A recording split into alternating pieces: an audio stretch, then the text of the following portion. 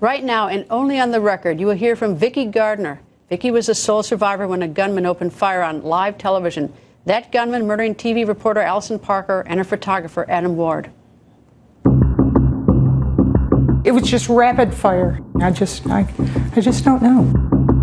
A reporter and her cameraman were murdered on live TV. These two reporters were only doing their job, and they didn't even and could not even see it coming.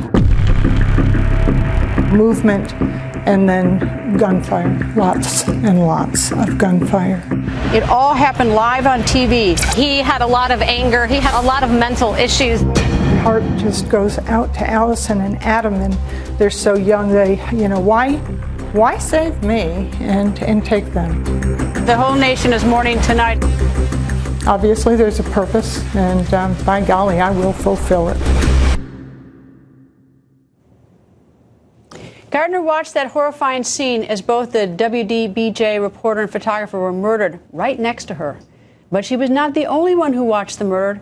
It was broadcast live on television. Vicki remembers everything and is telling her story for the first time. We were lined up and we were talking and what are we going to do and just our usual fun conversation. And Adam's all set up in front of me and Allison was alongside of me. And we saw a motion, and I don't want to go so much into this because it's already been said over and over and over again, but we did see a motion that seemed a little unusual. We couldn't quite place it. Was it somebody looking for something? Was it somebody that maybe was here for maintenance that wanted to ask a question? And my thought was, is he going to ask a question while we're talking on air? I just didn't know. You noticed him while you were live? That was the first time you noticed him? Mm-hmm. Mm-hmm. That was it. And just where was he when you first noticed him? Was he straight ahead from you, or? I was again. He was just kind of coming down the walkway next to the rail, and I just saw movement.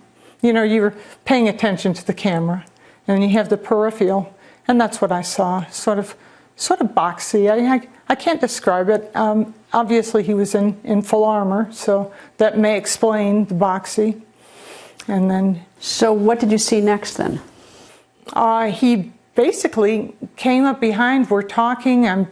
Again, it was a tiny bit of a distraction, probably more than I would even recognize. But then it was just very, very fast. And I saw movement and then gunfire, lots and lots of gunfire.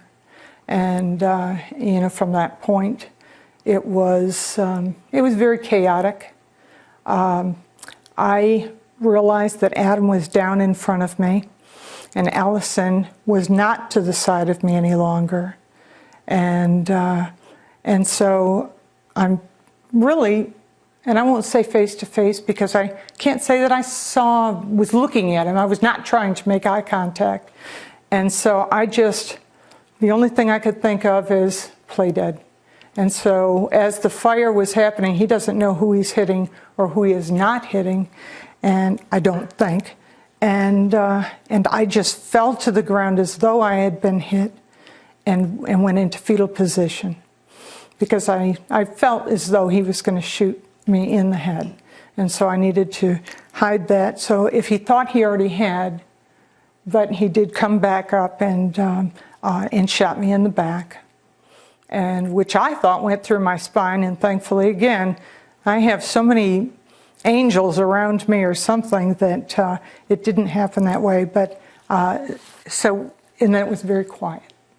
It was just very quiet. I don't know whether he tried to fire off a couple more rounds. I was just concentrating on being so still that he wouldn't shoot me again. And then it was quiet. And it was early in the morning, and there really wasn't anyone around, not understanding quite. This had happened live. It didn't register for me. I didn't know how badly I was bleeding, but I was on a deck, and so, obviously blood would go down rather than pool on a deck. There's a lot of unknowns.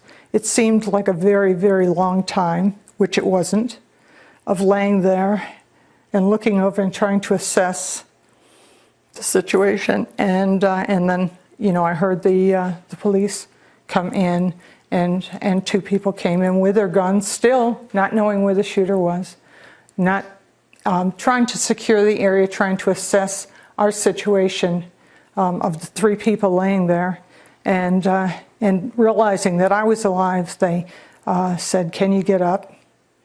And didn't know I could or couldn't, but we got up and they tried to, while securing, while holding their guns, while looking, while 2 men doing all of this and trying to help me to safety, and went into a truck. And then it was so that I would be somewhat secure while they're risking their lives out there. And then the emergency vehicle came, and all was well. Did the killer say anything, or did he just came up silently? Very silent, very silent, very. That's all. That's all. It was just, a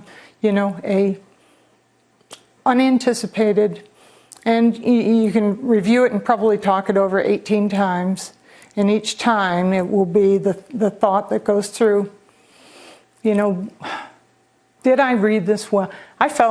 Thankfully, I felt like I read it well enough that I dropped, because had I continued to stand there, I would not be here talking to you. We don't get much time to think about that stuff. No, you really don't. And again, a lot of thoughts. My heart just goes out to Allison and Adam, and they're so young. They, why save me and take them? But obviously there's a purpose, and by golly, I will fulfill it. So Adam was shot first or second? I believe first. It was, again, when you're looking at, and it was just rapid fire, all in this direction. It wasn't down. It was just right face wise. How he missed me, I just don't know.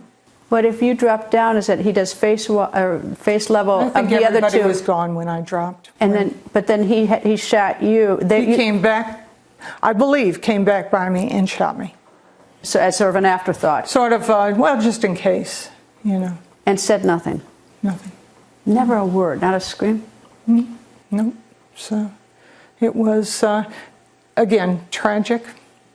There's we have a long way to go on understanding what would possess somebody to have that much anger.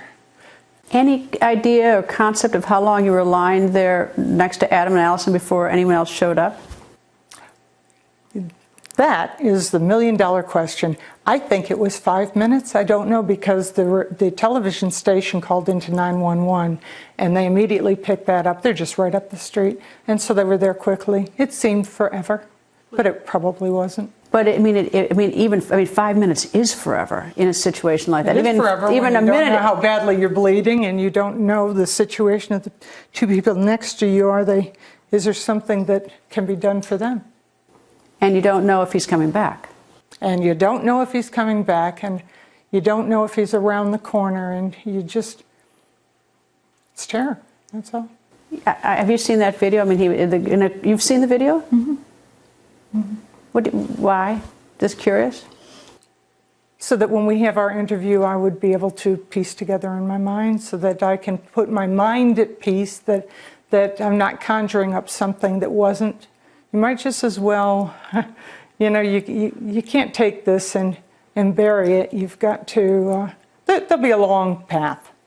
See, I watched that video, and I have to confess, I've watched it a couple times, and it's just, to me, it's the most horrible. It is. It's like, videotaping a double homicide and a shooting. That's exactly right. Yep. And the helplessness of it.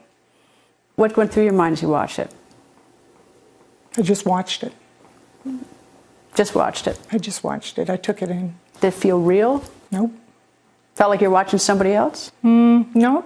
It just felt like, sometimes you can just put a blank screen in front of things, that you can put a veil over something. I put a veil over it, and needed to watch it. And I'll probably, over the course of time, over the course of healing, who knows what your mind's going to do. Minds are just, able to take you in any direction that you. So let's just get the facts. Let's do it right. Let's move from there. Is it a good thing that he killed himself, the killer, so that there's no trial and continuing sort of drama on this? Is that a good thing?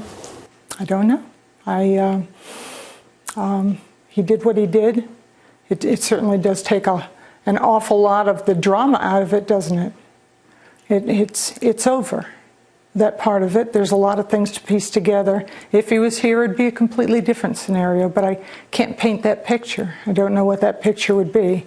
I don't think it'd be any more pleasant. When the whole thing was sort of going down, did fear grip you, this whole thing, or did it just happen too fast, the shooting? I mean, what It happened fast. I was very, very surprised of one thing. And, I'll tell you what it was, because it still surprises me, is that I was laying down. I realized it was quiet and everybody was down, and I didn't know where he was. I felt as though the next shot, I knew the next shot he was just going to shoot me in the head, because that was what he was doing. And it didn't fire or whatever. He shot me in the back, and I was waiting for him to shoot me in the head. When he shot me in the back, I said, I'm going to be paralyzed, darn. And then I waited, and then I said, and it goes real quick. They say, oh, your mind, world goes in front of you. And it did real fast, and I said, I'm ready. I'm ready. So I was really very much at ease had it happen. I felt, I didn't want it. No. But I wasn't in like an, oh my gosh. It just went through, and I said, I've had a good life. And that was that. And then it didn't, and so I'm happy. Happy to be here.